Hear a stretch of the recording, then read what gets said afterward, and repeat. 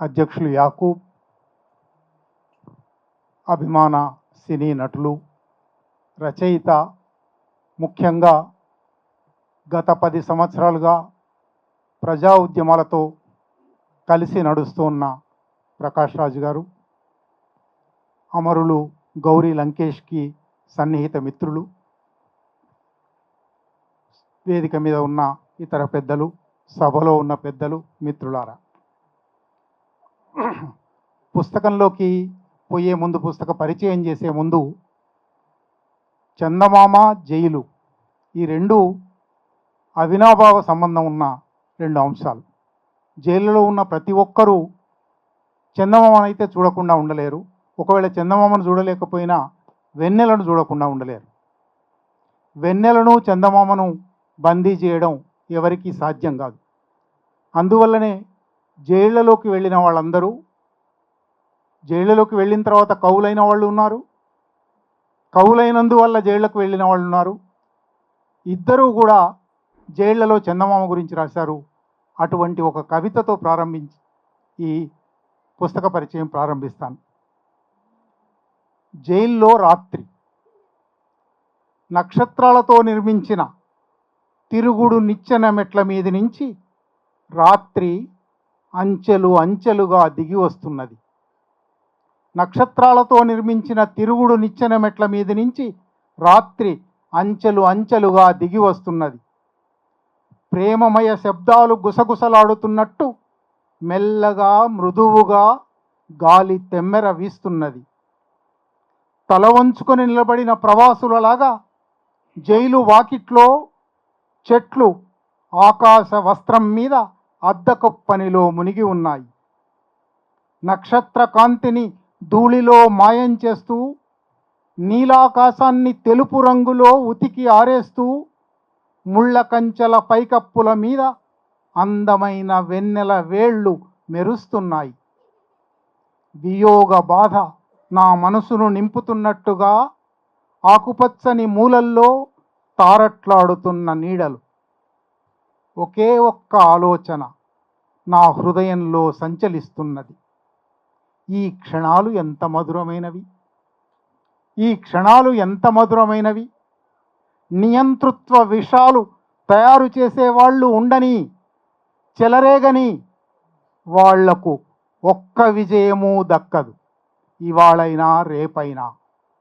నియంతృత్వ విషాలు తయారు చేసే వాళ్లకు ఒక్క విజయము దక్కదు, ఇవాళైనా రేపైనా. వాళ్ళు ప్రేమికులు కలుసుకునే గదుల్లో కొవ్వొత్తులు ఆర్పేయాలనుకుంటున్నారు. వాళ్ళంత శక్తిమంతులే అయితే చంద్రకాంతిని మలిపెయ్యమనండి. వాళ్ళంత శక్తిమంతులే అయితే చంద్రకాంతిని మలిపెయ్యమనండి. భారత ఉపఖండం గర్వించదగ్గ మహాకవి ఫైజ్ అహ్మద్ ఫైజ్ పాకిస్తాన్ జైల్లో రాసిన కవిత ఇది. పాకిస్తాన్ జైళ్ళైనా భారత జైలైనా ఏమీ తేడా లేదని మన జైల్లోని మరొక కవి, మనందరికీ తెలిసిన కవి, రాత్రి గాలి వీస్తూ ఉంటుంది. నా కవిమిత్రుడు చెప్పినట్టు జైలు గోడ ముళ్ళ తీగల్లో చంద్రుడు బందీ అవుతాడు. మేం పాడి మాట్లాడి విప్లవ స్వప్నాల్లో మునిగిపోతాం. వరవరరావు గారు 1974. 1974లో జైల్లో చంద్రుడి గురించి, ముళ్ళ తీగల్లో చిక్కిన చంద్రుడి గురించి రాసిన కవి 2025లో కూడా అదే చంద్రుడి గురించి, అదే ముళ్ళ తీగల గురించి, అదే నిర్బంధం గురించి రాసే పరిస్థితిలో మనం ఉన్నాం. ఫైజ్, వరవరరావు మాత్రమే కాదు, ప్రపంచవ్యాప్తంగానే ఎందరో కవులు జైలు గురించి, చందమామ గురించి రాసి ఉన్నారు. అదే శీర్షికతో ఇప్పుడిక్కడ నతాషా నర్వాల్ మీ అందరికీ తెలుసు, జవహర్లాల్ నెహ్రూ యూనివర్సిటీ విశ్వవిద్యాలయ విద్యార్థి. అక్కడ 2021-22లో సిఏఏ ఆందోళనలో భాగంగా అరెస్టు చేసిన వందలాది మంది ఢిల్లీ యువతుల్లో ఆమె ఒకరు. ఆమె జైల్లో ఉండగానే ఆమె తండ్రి మరణించాడు.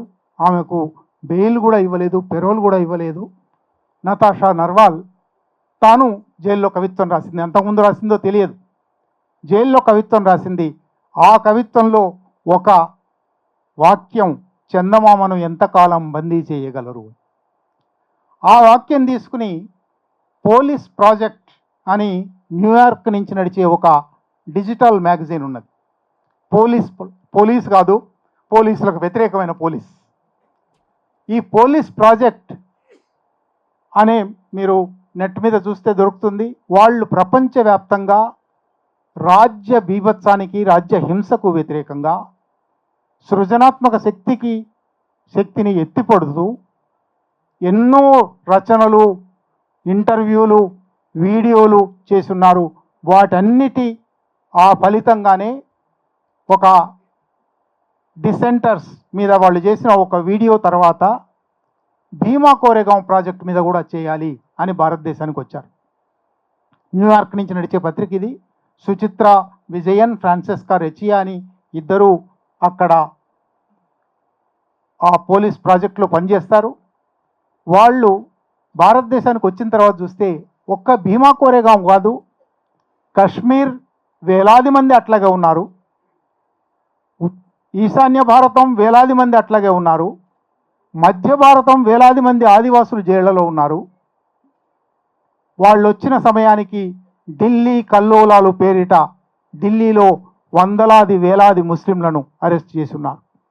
అంటే దేశవ్యాప్తంగా అనేక నిర్బంధ పరిస్థితులు ఉన్నాయి. వీటినన్నిటినీ డాక్యుమెంట్ చేయాలి అని అనుకున్నారు. 2014 మేలో నరేంద్ర మోడీ, నేను చాలాసార్లు నరేంద్ర హిట్లర్ అనో లేదా అడాల్ఫ్ మోడీ అనో అంటూ ఉంటాను. నిజానికి నరేంద్ర మోడీ అనేవాడు లేడు, అడాల్ఫ్ మోడీ ఉన్నాడు. ఈ అడాల్ఫ్ మోడీ పాలనలో ఎంత నిర్బంధం జరుగుతూ ఉన్నది, ఎన్ని వేల మంది అరెస్ట్ అయి ఉన్నారు, ఎన్ని వేల మంది తప్పుడు కేసులలో అరెస్ట్ అయి ఉన్నారు అని ఒక డాక్యుమెంటేషన్ ప్రారంభించారు. ఆ డాక్యుమెంటేషన్ 2 సంవత్సరాలు సాగింది. వాళ్ళు 2020-21లో వచ్చారు. 22 డిసెంబర్ దాకా, 2014 మే నుంచి 2022 డిసెంబర్ దాకా 7 సంవత్సరాలలో దేశంలో జరిగిన నిర్బంధకాండ, అందులో ప్రత్యేకించి రాజకీయ ఖైదీలు, ఈ రాజకీయ ఖైదీలు ఎందువల్ల అరెస్ట్ అయ్యారు, ఏ కేసులలో ఉన్నారు, వాళ్ళ కుటుంబాలు ఏ ఇబ్బందులు పడుతూ ఉన్నాయి, వాళ్ళు జైలుకు వెళ్ళినాక ఏ రచనలు చేశారు, ఇవి ప్రధానంగా వాళ్ళ డాక్యుమెంటేషన్లో భాగంగా తీసుకుని దాని ఆధారంగా ఈ పుస్తకం రాశారు. అసలు ఈ రాజకీయ ఖైదీలు, అందుకే దీని ఉపశీర్షిక భారతదేశ రాజకీయ ఖైదీల గొంతుకలు. దేశంలో గాంధీ ఎప్పుడో 1930లోనే అన్నాడు, ఒక దేశం పరిస్థితి ఏమిటో తెలియాలంటే ఆ దేశంలో జైళ్ళు ఎట్లా ఉన్నాయో చూడాలి అని. భారతదేశంలో జైళ్ళు ఇవాళ ఒక బ్రహ్మాండమైన ఉదాహరణ. 2022 నాటి లెక్కలే, నేషనల్ క్రైమ్ రికార్డ్స్ బ్యూరో అని ఉంది, వాళ్ళు ప్రతి సంవత్సరం లెక్కలు విడుదల చేస్తుంటారు. వాళ్ళు ఎన్సీఆర్బి ఇచ్చిన లెక్కలు 2022 డిసెంబర్ 31 నాటి లెక్కలు, తర్వాత లెక్కలు లేవు. ఈ మోడీ ప్రభుత్వం వచ్చిన తర్వాత చాలా విషయాలలో సమాచారం అడిగితే మా దగ్గర సమాచారం లేదు అని ఇస్తున్నారు వాళ్ళు. అందువల్లనే 2022 డిసెంబర్ నాటి సమాచారమే తాజా సమాచారం. ఆ సమాచారం ప్రకారం 5,73,000 మంది భారతదేశపు జైళ్లలో ఉన్నారు. ఈ 5,73,000 మందిలో 4,50,000 మంది, అంటే 75%, 175 మంది విచారణలో ఉన్న ఖైదీలు. వాళ్ళ విచారణ జరగలేదు. నిస్సందేహమైన సాక్ష్యాధారాలతో according to the procedure established by law వాళ్ళకు ఒక శిక్ష పడలేదు. శిక్ష పడకుండా 1 సంవత్సరం, 2 సంవత్సరాలు, 3 సంవత్సరాలు మాత్రమే కాదు, 17 సంవత్సరాలు జైల్లో ఉండి నిర్దోషిగా విడుదలైన వాళ్ళు ఉన్నారు. నిజానికి ఇవాళ మనం ఈ జూన్ 11న మాట్లాడుకుంటున్నాం కదా. జూన్ 6, 2018 భీమా కోరేగాం కేసులో మొదటి అరెస్టులు జరిగాయి. సురేంద్ర గాడ్లింగ్ అనే నాగ్పూర్ న్యాయవాది తన జీవితం అంతా 25 ఏళ్ల పాటు వేలాది ఆదివాసుల కేసులు వాదించిన వాడు, వందలాది వేలాది ఆదివాసులను బయటికి తీసుకొచ్చిన వాడు. ఆయన 2018 జూన్ 6న అరెస్ట్ అయితే ఇవాళకి 7 సంవత్సరాల వారం రోజులుగా జైల్లో ఉన్నాడు. విచారణ ప్రారంభం కాలేదు, ఇంకా శిక్ష పడడం సంగతి వదిలిపెట్టండి. విచారణ ఎప్పటికి ఇంకా దశాబ్దాలు పడుతుందో తెలియదు. ఆయనతో పాటే మహేష్ రౌత్ అయితే ఇప్పుడు 27-28 సంవత్సరాల కుర్రవాడు. ప్రైమ్ మినిస్టర్ రీసెర్చ్ ఫెలోషిప్ అనే ఒక రీసెర్చ్ ఫెలోషిప్ కింద ఆదివాసీ ప్రాంతాలలో రీసెర్చ్ చేయడానికి వెళ్ళాడు. రీసెర్చ్ స్కాలరు అక్కడ పనిచేస్తున్నందువల్ల, ఆదివాసీ రీసెర్చ్ స్కాలర్లో పనిచేసినందువల్ల ఆదివాసుల సమస్యలు ఎంత తీవ్రంగా ఉన్నాయో అర్థమైంది. అందుకోసం ఆదివాసుల సమస్యలు పరిష్కరించడానికి సాగుతున్న ఉద్యమాలకు మద్దతు తెలపడం ప్రారంభించాడు. 2018 జూన్ 6న అరెస్ట్ చేశారు, 7 సంవత్సరాలుగా జైల్లో పెట్టారు. అట్లా దేశవ్యాప్తంగా రాజకీయ ఖైదీలే కొన్ని లక్షల మంది ఉన్నారు. మధ్య భారత అరణ్యాలలో ఆదివాసులను కుప్పలుగా 100 మంది, 200 మంది, 300 మంది, 500 మంది ఒక కేసులో ఉంటారు. అరెస్ట్ చేశారు, 3 సంవత్సరాలు, 5 సంవత్సరాలు, దాదు ఫిర్యాదు లేదు. అందుకే అసలు ఈ రాజకీయ ఖైదీలు అనే మాట ఎప్పుడో వలస వ్యతిరేక జాతీయోద్యమంలో రాజకీయ ఖైదీలు ఉన్నారు. నెహ్రూ సుదీర్ఘకాలం జైల్లో ఉన్నాడు, గాంధీ జైల్లో ఉన్నాడు. కానీ 1947 తర్వాత కూడా ఇట్లా జైల్లో ఉండడం, 1975-77లో ఎమర్జెన్సీలో ఇట్లా రాజకీయ కారణాల వల్ల, తమ అభిప్రాయాల వల్ల, భావజాలాల వల్ల జైల్లోకి వెళ్ళి 1,00,000 మందిని ఇందిరాగాంధీ జైల్లో పెట్టింది. ఎమర్జెన్సీ అయిపోయిన తర్వాత ఆనంద్ పట్వర్ధన్ గారు మొదటిసారి వీళ్ళకు ఒక మాట ఇచ్చారు, ప్రిజనర్స్ ఆఫ్ కాన్షైన్స్ అన్నారు. వాళ్ళ అంతరాత్మ వల్ల వాళ్ళ ఖైదీలు, వాళ్ళ భావాల వల్ల, వాళ్ళ అభిప్రాయాల వల్ల. నిజానికి ఇవాళ చాలామంది అంతరాత్మలు చంపుకొని ఉన్నాం కాబట్టి అంతరాత్మ ఖైదీలు అనే మాటకు కూడా మనకు అర్థం తెలియదు. వాళ్ళ అంతరాత్మ సామాజిక న్యాయం కోరింది, వాళ్ళ అంతరాత్మ సమానత్వం కోరింది, వాళ్ళ అంతరాత్మ స్వేచ్ఛ, సమానత్వం, సౌభ్రాతృత్వం అనే ఆదర్శాలు రాసుకున్నాము, అవి అమలు కావడం లేదేమిటి అని అడిగింది. ఈ అంతరాత్మ ఖైదీలు ఏమనుకుంటున్నారు? 2014 నుంచి 2022 మధ్య ఈ పుస్తకం చెప్పడానికి ప్రయత్నం చేస్తుంది. రాజకీయ ఖైదీలంటే ఏమిటి? ప్రగతిశీల ప్రజాస్వామిక సమాజం అని చెప్పుకునే వాటి మూలాలను ప్రశ్నించే అన్ని నేరాలకు రాజకీయ ఖైదీ అనే పేరు వర్తిస్తుంది. ప్రస్తుత అధికార సంబంధాలను, యథాతథ స్థితిని రాజకీయ ఖైదీలు ప్రశ్నిస్తారు. నిజానికి ఆశ్చర్యం వేస్తుంది. యథాతథ స్థితిని ప్రశ్నిస్తే ఖైదీ అవుతావా? యథాతథ స్థితిని ప్రశ్నిస్తే బంధిస్తావా? యథాతథ స్థితిని ప్రశ్నించకుండా మానవ సమాజ పురోగతే లేదు. ఈ ఉన్నది బాగలేదు, ఇది మారాలి, కొత్తది రావాలి అని అనుకోకపోతే మనిషి ఇక్కడి దాకా వచ్చి ఉండేవారే కాదు. కానీ ఏ పాడు కాలం దాపురించిందంటే యథాస్థితిని ప్రశ్నిస్తే రాజకీయ ఖైదీ అవుతాం. యథాస్థితిని ప్రశ్నించినందుకు ప్రస్తుత అధికార సంబంధాలను, యథాతథ స్థితిని రాజకీయ ఖైదీలు ప్రశ్నిస్తారు. నియంతృత్వ ధోరణులను, అన్యాయాన్ని ఎదుర్కొంటారు. ఏ హక్కులు లేని వాళ్ళ పక్షాన నిలబడతారు. వాళ్ళ ఆలోచనలే నేరం. ఇది 2014 తర్వాత మరింత ఎక్కువగా ఈ పుస్తకంలో పదే చెప్పారు. ఇదే మొదటిసారి జరుగుతుందని మేము అనడం లేదు. భారతదేశంలో 47 నుంచి ఇటువంటి పరిస్థితి ఉంది. కానీ 2014 తర్వాత ఇది గుణాత్మకంగా మారింది. ఆలోచించడమే నేరం అనే మాట దగ్గరకు వచ్చింది. ఇది మీ అందరూ వినున్నారు. జస్టిస్ ఎంఆర్ షా అనే ఒక మహా ఘనత వహించిన న్యాయమూర్తి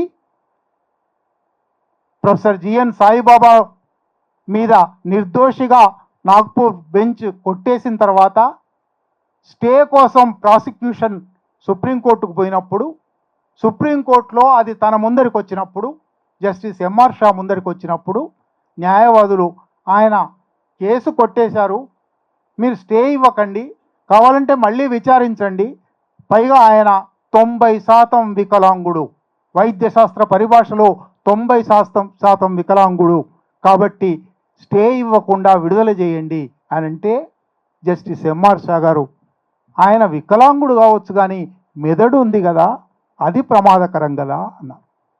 ఇది న్యూ నార్మ్ అంటారు. భారతదేశంలో ఇవాళ మెదడు ఉండడం నేరం, ఆలోచించడం నేరం. ఆలోచించినందుకు ఇక్కడ వాళ్ళ ఆలోచనలే నేరం. ఆలోచించడం, కార్యాచరణకు దిగటం, మాట్లాడటం, హక్కుల కోసం పోరాడడం, తమ ఇళ్లను కాపాడుకోవడం, అంతిమంగా తమ పౌర విధులను నెరవేర్చడం నేరంగా మారుతుంది. అటువంటి నేరమయ ప్రపంచం, ఒక సరైన జీవన ప్రవర్తనను నేరంగా గుర్తించే సమాజం. అన్యాయపూరిత ఈ నేపథ్యంలో నిరసన అనేది దేశద్రోహం అవుతుంది, వ్యతిరేకత అనేది కుట్ర అవుతుంది. ఇవాళ అర్బన్ నక్సల్ అనే ఒక మాట చేర్చారు. ఆ అర్బన్ నక్సల్ మీ అందరికీ తెలుసు. గిరీష్ కర్నాడ్ గారు చనిపోయే ముందు నాను అర్బన్ నక్సల్ అని మెడలో వేసుకొని నిలబడ్డారు. అర్బన్ నక్సల్ అనే మాట ఎంత, గిరీష్ కర్నాడ్ గారు వెళ్ళిపోయారు, కానీ ఆ తర్వాత ఎంత దూరం వచ్చిందంటే Congress manifesto urban Naxal manifesto, Rahul Gandhi urban Naxal, Congress mukt Bharat తెస్తాము, మావోయిస్ట్ ముక్త్ భారత్ తెస్తాము. చివరికి మొన్న జనవరి 30న గాంధీ హత్య జరిగిన రోజు గాంధీ ముక్త్ భారత్ దేవలసి ఉంది. ఎక్కడి నుంచి ఎక్కడికి వచ్చింది భారతదేశం? 2014 నుంచి 2022 వరకు ఈ పుస్తకం భారతదేశం ఎక్కడి నుంచి ఎక్కడికి వచ్చిందో చూపెడుతుంది. అనేక దృష్టాంతాల ద్వారా, అనేక ఉదాహరణల ద్వారా. ఆ ఉదాహరణలు అవన్నీ అంత వివరంగా మాట్లాడే అవకాశం లేదు, కానీ పుస్తకం స్థూలంగా మీకు పరిచయం చేయడానికి ప్రయత్నం చేస్తాను. ఈ పుస్తకంలో 7 అధ్యాయాలు ఉన్నాయి. అరెస్టుల కాలం, నిరసనలపై కొరడా, అబద్ధాల కర్మాగారం, పోరాడుతున్న ప్రజలు, చిన్న చిన్న విషయాలు, భారతదేశ రాజకీయ ఖైదీల గొంతుకలు, నిందితులుగా పేర్కొన్న పేర్లు. ఏమిటి 7 అధ్యాయాల్లో వీళ్ళు చెప్పడానికి ప్రయత్నం చేసింది? మొట్టమొదటిది అరెస్టుల కాలం. నేను చెప్పాను, వాళ్ళు భీమా కోరేగాం కేసు గురించి అధ్యయనం చేయడానికి వచ్చారు. భీమా కోరేగాం కేసును అధ్యయనం చేసే క్రమంలో ఇది ఒక్క కేసు మాత్రమే కాదు, దేశంలో ఇటువంటి అనేక కేసులు ఉన్నాయి. ముఖ్యంగా ఢిల్లీ కల్లోలాలు అనే పేరుతో వందలాది మంది ముస్లింలను అరెస్ట్ చేశారు. ముస్లింలను, ఆదివాసులను, దళితులను, మావోయిస్టులను. నిజానికి మాతో లేకపోతే వాళ్ళతో ఉన్నట్టే అని బుష్ అన్నట్టుగా ఇవాళ మోడీ షాలు అంటున్నారు, మాతో లేకపోతే వాళ్ళతో ఉన్నట్టే అని. అంటే మాతో లేని వాళ్ళందరినీ అరెస్ట్ చేస్తాము, మాతో లేని వాళ్ళందరూ నేరస్తులే, మాతో లేని వాళ్ళందరూ దేశద్రోహులే. ఈ క్రమంలో అరెస్టుల కాలం వచ్చింది. 2014 నుంచి 2022 వరకు ఈ అరెస్టుల కాలంలో ఏమేమి అరెస్టులు జరిగాయి, ఎట్లా జరిగాయి, రాజ్యానికి సంబంధించిన అన్ని సంస్థలను ఎట్లా విధ్వంసం చేశారు, న్యాయ వ్యవస్థను ఎట్లా విధ్వంసం చేశారు, ఆ అరెస్టుల పర్వాన్ని మొదటి అధ్యాయం చాలా వివరంగా డేట్లతో సహా. ఎందుకంటే వాళ్ళు 2014 మే 9న సాయిబాబా ఇంటి మీద, ఇంకా అప్పటికి మోడీ అధికారంలోకి రాలేదు, మోడీ అధికారానికి రావడానికి ఇంకో 15 రోజుల సమయం ఉంది. అప్పుడే సాయిబాబా అరెస్ట్ జరిగింది, సాయిబాబా ఇంటి మీద దాడి జరిగింది. అప్పటి నుంచి ప్రారంభించి 2022 డిసెంబర్ దాకా ఈ మొదటి అధ్యాయం సాగుతుంది. రెండోది నిరసనలపై కొరడా అనే అధ్యాయం. ఈ నిరసనలపై కొరడా అనే అధ్యాయం ఎన్ని రకాల పోలీసు దౌర్జన్యాలు ఈ దేశంలో జరుగుతున్నాయి, సోదా పేరుతో, జప్తు పేరుతో, అరెస్ట్ పేరుతో, ఎలక్ట్రానిక్ డివైసెస్ను స్వాధీనం చేసుకునే పేరుతో ఇళ్ల మీద దాడులు ఎన్ని రకాలుగా జరుగుతున్నాయి. ఆ తర్వాత తప్పుడు కేసులు, అందులోనూ అన్లాఫుల్ యాక్టివిటీస్ ప్రివెన్షన్ యాక్ట్, చట్ట వ్యతిరేక కార్యకలాపాల నిరోధ చట్టం అనే ఒక చట్టం.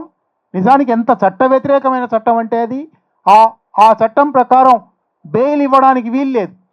ఆ చట్టం ప్రకారం ఒకసారి ఆ చట్టం కింద మీరు అరెస్ట్ అయితే కేసు పూర్తయ్యే వరకు ప్రాసిక్యూటర్ ఆమోదిస్తే తప్ప బెయిల్ ఇవ్వకూడదు.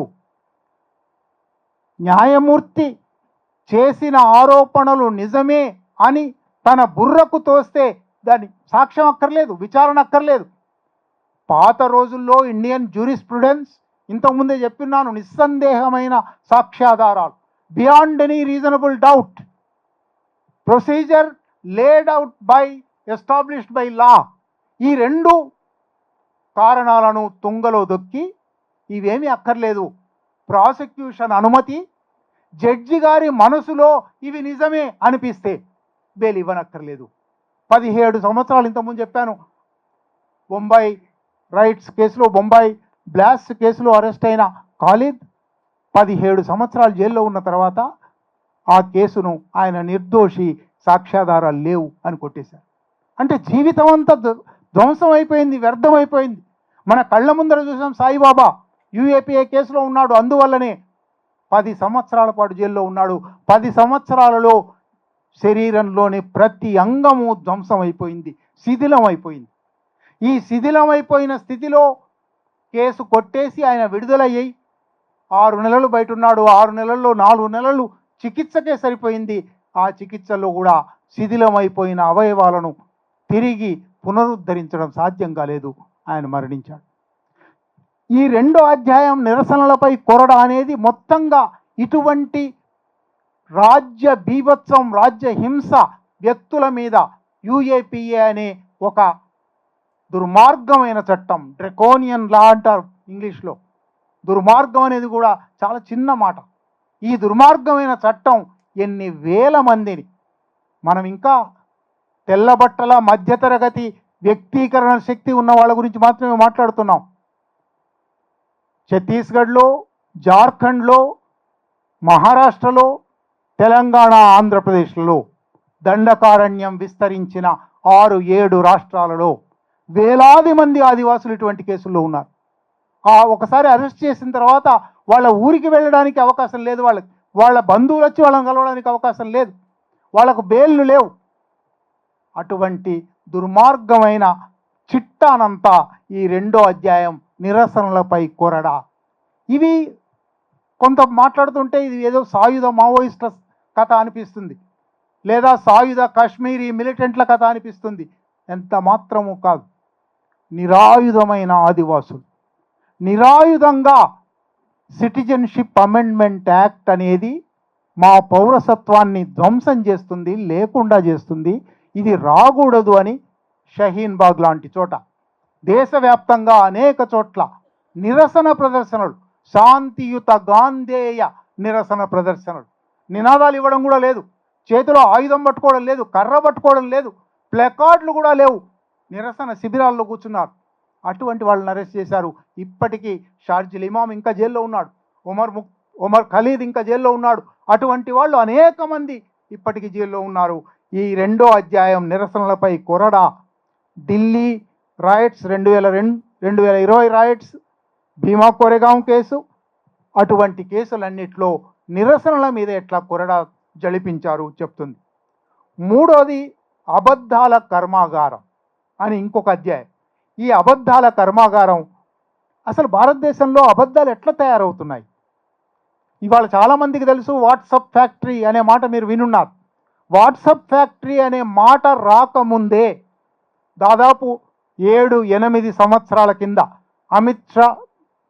మోడీ అమిత్ షా అధికారంలోకి వచ్చిన కొత్తలో అజిత్ దోవల్ అని వీళ్ళిద్దరిని నడిపించే వ్యక్తి ఉన్నాడు. భారతదేశపు జాతీయ భద్రతా సలహాదారు అని ఆయన పేరు. ఆయన మన హైదరాబాద్లోని సర్దార్ వల్లభాయ్ పటేల్ పోలీస్ అకాడమీకి వచ్చి శిక్షణ పొందుతున్న ఐపీఎస్ ఆఫీసర్లకు ఉపన్యాసం ఇస్తూ, ఇప్పటికీ 3 రకాల యుద్ధాలు అయిపోయాయి. నేల మీద యుద్ధం, ఆకాశంలో యుద్ధం, జలాల్లో యుద్ధం అయిపోయాయి. ఆ యుద్ధాలు లేవు. 4వ తరహా యుద్ధం రాబోతున్నది. అది పౌర సమాజపు యుద్ధం. పౌర సమాజంలో ప్రతి మనిషి శత్రువే. ఈ బయటి శత్రువులను మనం గుర్తించాం ఇన్నాళ్ళు. బయటి శత్రువుల మీద త్రివిధ దళాలతో యుద్ధం చేశాం. ఇప్పుడు 4వ యుద్ధం రాబోతున్నది, దీనికి సిద్ధపడండి అని యువ ఐపీఎస్ అధికారులకు ఆదేశం ఇచ్చాడు. ఆ తర్వాత 7 ఏళ్లకి ఈ ఆదేశం ప్రకారమే దీన్ని ఒక మానసిక యుద్ధం అంటారు. ఈ ఆదేశం ప్రకారమే ఇవాళ దేశవ్యాప్తంగా అబద్ధాల కర్మాగారాలు తయారవుతున్నాయి. నేను తెలంగాణలో ఒక జిల్లా కేంద్రానికి పోయి ఏదో మీటింగ్లో మాట్లాడడానికి పోయాను. ఎదురుగా ఒక 4-5 అంతస్తుల బిల్డింగ్ ఉంది. జిల్లా కేంద్రం, అది చాలా చిన్న జిల్లా కేంద్రం. ఈ 4-5 అంతస్తుల బిల్డింగ్లో ఒక అంతస్తు మొత్తం ఎయిర్ కండిషనర్లు ఉన్నాయి. ఏమిటిది అని అడిగాను. భారతీయ జనతా పార్టీ జిల్లా కార్యాలయం అన్నారు. భారతీయ జనతా పార్టీ జిల్లా కార్యాలయానికి ఇన్ని ఏసీలు ఎందుకు? ఒక ఫ్లోర్ మొత్తం 30-40 ఏసీలు కనబడుతున్నాయి అంటే అక్కడ ఉద్యోగులు ఉంటారు. రోజు పొద్దున 10 to 5 వస్తారు. కంప్యూటర్ల మీద కూర్చొని అబద్ధాలు వండుతుంటారు. ఒక జిల్లా సంగతి చెప్తున్నాను నేను. ఇటువంటి అబద్ధాల కర్మాగారాలు దేశవ్యాప్తంగా 50,000 మందో 60,000 మందితో తయారవుతున్నాయి. కాదన్న వాణ్ణి ఎప్పుడో కాళోజీ అన్నాడు, ఏకీభవించనోడి పీక నొక్కు సిద్ధాంతం ఫాసిజం అని. నువ్వు నాతో ఏకీభవించవా? నువ్వు నా మాట అంగీకరించవా? నేనన్న మాటనే నువ్వు అనవా? నువ్వు తప్పకుండా నీ పీక నొక్కవలసిన వాడివి. పీక నొక్కడం అనేక మార్గాలు. చంపడం, గౌరీ లంకేష్ని చంపారు, దబోల్కర్ను చంపారు, కల్బుర్గిని చంపారు. చంపడం ఒక మార్గం. చంపడం కన్నా చాలా ఒక రేంజ్ ఆఫ్ హత్యాకాండాలు ఉన్నాయి. అబద్ధాల హత్యాకాండ, దుష్ప్రచారాల హత్యాకాండ, వ్యక్తిత్వ హననాల హత్యాకాండ, గాయపరిచే హత్యాకాండ, కుటుంబాలను భయపెట్టే హత్యాకాండ, ఇటువంటి అనేక హత్యాకాండల అబద్ధాల కర్మాగారాలు సాగుతూ ఉన్నాయి. అది ఒక అధ్యాయం చెప్తుంది. ఆ తర్వాత ఇంకొక అధ్యాయం పోరాడుతున్న ప్రజలు. చాలా ఆసక్తికరమైన పుస్తకం ఇది. వాళ్ళ స్ట్రక్చర్ కూడా చాలా బాగుంది. పోరాడుతున్న ప్రజలు ఏమిటంటే, జైళ్ళలో ఉన్నవాళ్ళు జైల్లో ఉంటారు. వాళ్ళకేమి రోజుకు 7 గంటలు 8 గంటలు బ్యారక్లో నుంచి బయటికి తీసుకొస్తారు. మిగిలిన 16 గంటలు బ్యారక్లో ఉండాలి. చదువుకుంటే చదువుకుంటారు, ఆడుకుంటే ఆడుకుంటారు, లేదా పిచ్చి వాళ్ళు అయిపోతారు. కానీ వాళ్ళ కుటుంబాలు ఉన్నాయి కదా బయట. వాళ్ళు ఏం చేస్తూ ఉన్నారు? వాళ్ళ జీవితం ఎట్లా సాగుతూ ఉన్నది? వాళ్ళను సమాజం ఎట్లా చూస్తూ ఉన్నది? వాళ్ళను హైదరాబాదులో తప్పుడు కేసులో అరెస్ట్ అయిన ఇస్లామిక్ టెర్రరిస్టులు అనే పేరుతో తప్పుడు కేసులు అరెస్ట్ అయిన అనేక మంది యువకులను వెంటనే ఇళ్లలో నుంచి ఖాళీ చేయించారు. ఇళ్లలో నుంచి ఖాళీ చేయించడం మాత్రమే కాదు, వాళ్ళ పిల్లలు చదువుకుంటున్న స్కూళ్ళలో టెర్రరిస్ట్కే బచ్చే అని అవహేళన చేశారు. పిల్లల చదువులు ధ్వంసం అయిపోయాయి. కుటుంబాలకు ఏమవుతుంది? ఇది ఒక్కసారి ఆలోచించండి. ఈ అధ్యాయం పోరాడుతున్న ప్రజలు అని టైటిల్ పెట్టారు. పోరాడుతున్న ప్రజలు నిజంగా కుటుంబాల వాళ్ళు. తమ ఆత్మ బంధువు, తమ కుటుంబ సభ్యుడు, తమ కుటుంబ సభ్యురాలు జైల్లో ఉన్నందుకు వాళ్ళను కలవాలి, వాళ్లకు న్యాయ సహాయం చేయాలి, వాళ్ళ న్యాయవాదుల చుట్టూ తిరగాలి, వాళ్లకు డబ్బులు సమకూర్చుకోవాలి. వాళ్లే బ్రెడ్ విన్నర్లు అయితే తమ జీవితాలు గడపడానికి బ్రెడ్ సంపాదించుకోవాలి. ఇవి మాత్రమే కాదు, అవమానాలు భరించాలి. నిజంగా పోరాడుతున్న ప్రజలు వాళ్ళు. అది ఒక అధ్యాయం. దాని తర్వాత అధ్యాయం ఇంకా ఆశ్చర్యకరమైనది, ఇంకా ఆసక్తికరమైనది. చిన్న చిన్న విషయాలు అన్నారు. ఏమిటి చిన్న చిన్న విషయాలు? జైలు నుంచి విడుదలై వచ్చిన వాళ్ళ దగ్గరికి పోయారు. మీకు జైలు జ్ఞాపకం ఏమన్నా చిన్న వస్తువు ఉందా అని అడిగారు. జైల్లో ఉన్న వాళ్ళ కుటుంబాల దగ్గరికి పోయారు. మీ కుటుంబ సభ్యులు అరెస్ట్ అయ్యి జైల్లో ఉన్నారు కదా, ఆయన జ్ఞాపకం ఏమిటి, ఆమె జ్ఞాపకం ఏమిటి మీ దగ్గర అని అడిగారు. చాలా చిన్న విషయాలు ఇవి. కానీ ఏళ్లుగా దూరం అయిపోయి ఉన్న మనిషి గురించి ఏమి తలుచుకోవాలి? ఏ జ్ఞాపకం వాళ్ళను నిత్యము మనలో నిలబెడుతుంది? లేదా వాళ్ళు జైలు నుంచి వచ్చిన తర్వాత ఆ జైల్లో వాడిన పెన్ను, ఆ జైల్లో వాడిన కళ్ళజోడు, ఆ జైల్లో చదివిన పుస్తకం, ఇటువంటి చిన్న చిన్న విషయాల మీద ఈ అధ్యాయం. ఆ తర్వాత ముఖ్యమైన అధ్యాయం, నిజానికి దీనికి ఉపశీర్షికగా ఉన్న భారతదేశ రాజకీయ ఖైదీల గొంతుకలు. ఇది ఒక 30 మంది, నేను ఇంతకుముందే చెప్పాను, 17 మంది జైల్లోకి వెళ్తే ఎంత అప్పటి వరకు సృజన శక్తి లేని వాళ్ళు కూడా తప్పనిసరిగా సృజనాత్మక కళాకారులుగా, కవులుగా, రచయితలుగా మారుతారు. ఇది ప్రపంచవ్యాప్తమైన అనుభవం. ఎందుకంటే ఒకటి, సమయం దొరుకుతుంది. రోజుకు చాలా ఆశ్చర్యంగా ఉంటుంది జైలు జీవితం. మన 24 గంటలు మనకు బయట ఉంటుంది కదా, లోపల 24 గంటలు ఉండవు. లోపల 8 గంటల పగలు, 16 గంటల రాత్రి. ఏమిటిది? పొద్దున లేవగానే ఒక బ్రేక్ఫాస్ట్ ఇస్తారు, 11ంటికి లంచ్ అంటారు, 4ంటికి డిన్నర్ పెట్టేస్తారు. ఎందుకంటే పొద్దున 7ంటికి బ్యారక్ తాళం తెరవాలి, సాయంత్రం 5ంటికి బ్యారక్ తాళం వేయాలి. మీ జీవితం మొత్తం ఈ 8 గంటల్లో కుదించుకోవాలి. మిగిలిన 16 గంటలు ఎప్పుడు లైట్ వెలుగుతూ ఉంటుంది, లైట్ తీసేయరు. ఎందుకంటే ఖైదీలు ఆత్మహత్య చేసుకుంటారేమో అని కాపాడడానికి వెలుగు ఉండాలి. ఈ వెలుగు వల్ల వాళ్ళు నిద్ర కూడా పోలేరు. ఈ వెలుగు వల్ల బ్యారక్లో ఉండే విపరీతమైన రష్ వల్ల భారతదేశంలో, నేను ముందర గణాంకాలు చెప్పేటప్పుడు మర్చిపోయాను, 2021లో భారతదేశంలో 1300 జైళ్ళు ఉండేవి. 2025లో 1400 జైళ్ళు అయ్యాయి. 4 సంవత్సరాల్లో 100 జైళ్ళు పెరిగాయి. అయినప్పటికీ మీరు ఏ జైలుకైనా వెళ్ళండి, ఓవర్ కెపాసిటీ.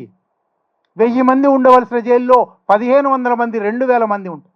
అందువల్ల వ్యక్తులకు, లోపల ఉండే ఖైదీలకు ఒక నిరంతర అంతర్మథనం సాగుతూ ఉంటుంది, ఆలోచన సాగుతూ ఉంటుంది. ప్రతి విషయము, ప్రతి చిన్న విషయం. జైల్లోకి పోయినప్పుడు, మీలో ఎవరైనా జైలుకు వెళ్ళారో లేదో తెలియదు, జైలుకు వెళ్తే దినపత్రిక మ్యాజిస్ట్రేట్ దగ్గర నుంచి ఎడిటెడ్ ప్రింటెడ్ దాకా చదువుతారు. చదవక తప్పదు, అంత అవకాశం. ప్రతి పుస్తకము మొదటి నుంచి చివరి దాకా వివరంగా చదువుతారు. అందువల్లనే విపరీతమైన ఆలోచన సాగుతుంది, అందువల్లనే విపరీతమైన సృజన కూడా జరుగుతుంది. జైలులోకి వెళ్ళిన ప్రతి ఖైదీ అటువంటి ఒక రచన చేశారు. వీళ్ళు ఇక్కడ ఒక 17 మంది రచనలు తీసుకొని, దానిలో వచన రచనలు ఉన్నాయి, కవితా రచనలు ఉన్నాయి, ఉత్తరాలు ఉన్నాయి, అనేకమైనవి. వాటిని కూడా ఇక్కడ భాగం చేశారు. ఒక్క రచన మాత్రం, వాటిలో నుంచి ఒక్క రచన మాత్రం మీకు చదివించి ముగిస్తాను. ఇది గుల్ఫీ షా ఫాతిమా అని మీరందరూ పేరు వినే ఉంటారు. ఢిల్లీ రైట్ సందర్భంగా అరెస్ట్ అయింది, ఇప్పటికీ ఇంకా జైల్లోనే ఉంది. ఆమె 2022 మే 24 రాత్రి వర్షం పడుతోంది. మెలకువగా ఉన్న నేను ఈ వాక్యాలను వెంటనే కాగితం మీద పెట్టాను అని నోట్ కూడా రాసింది. నిన్న కాళరాత్రి వేళలో అమాయక గాలులు ప్రియతముల ప్రతిధ్వనులై చెరసాల తలుపులను తట్టి పిలిచాయి. మెరుపులు, ఉరుములు కూడా మా విడుదల కోరుతూ మళ్ళీ మళ్ళీ గర్జిస్తున్నాయి. విఫల ప్రయత్నాల తర్వాత లేత కొమ్మలు విలపిస్తున్నాయి. చిరుజల్లుల కన్నీళ్లు ధారాపాతంగా కారుతూ పుడమి ఢంకాను మోగిస్తున్నాయి. ఫిర్యాదుల గొంతులను ఎలుగెత్తి వినిపిస్తున్నాయి. కానీ చెవిటి పాములు పడగ విప్పి విషపూరిత కోరలు చాచి నాట్యం చేస్తూనే ఉన్నాయి. అయినా నిన్న కాళరాత్రి వేళలో పీడిత తాడిత ప్రజలు తమ పిడికిళ్ళు ఎత్తే నిలబడ్డారు.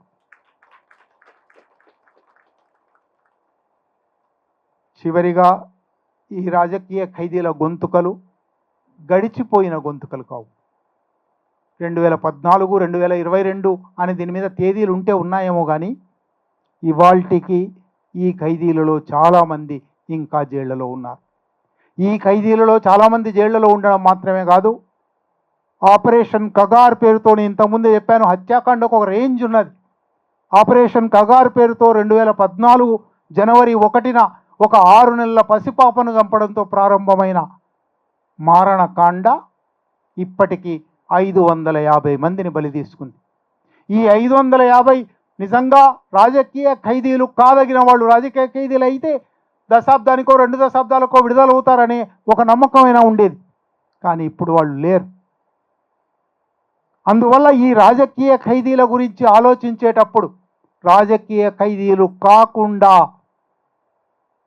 ప్రపంచం నుంచి దూరం చేయబడిన వాళ్ళ గురించి కూడా ఆలోచించాలి. రాజకీయ ఖైదీల గురించి ఆలోచించాలి. రాజకీయ ఖైదీలు కాగలిగిన అవకాశాన్ని పోగొట్టుకున్న వాళ్ళ గురించి కూడా ఆలోచించాలి. చందమామను ఎంతకాలం బందీ చేయగలరు అనేది ఒక ఆలంకారికమైన మాట కాదు. చందమామ ఎప్పటికైనా 15 రోజులకు నిండుగా వస్తుంది, ఒక 15 రోజులు కనబడకుండా పోతుంది, ఒకరోజు అసలే కనబడకుండా పోతుంది. కానీ చందమామను బందీ చేయడం ప్రపంచానికి, ప్రపంచంలోని నిరంకుశ నియంతృత్వ శక్తులకు ఇంతవరకు సాధ్యం కాలేదు. ఎందువలనంటే శ్రీశ్రీ ఎప్పుడో ఒకసారి అన్నాడు, ఆణవ శక్తి కన్నా మానవ శక్తి మిన్న. ఈ మానవ శక్తి మీద విశ్వాసం పెట్టుకుంటే, ప్రజల సృజనాత్మకత మీద, ప్రజల పోరాట దీక్ష మీద, పోరాట శక్తి మీద నమ్మకం పెట్టుకుంటే చందమామను ఎంతకాలం బందీ చేయగలరు, చందమామను ఎప్పటికీ బందీ చేయలేరు అని నినదిస్తాము. ఈ అవకాశం ఇచ్చిన మీ అందరికీ కృతజ్ఞతలు.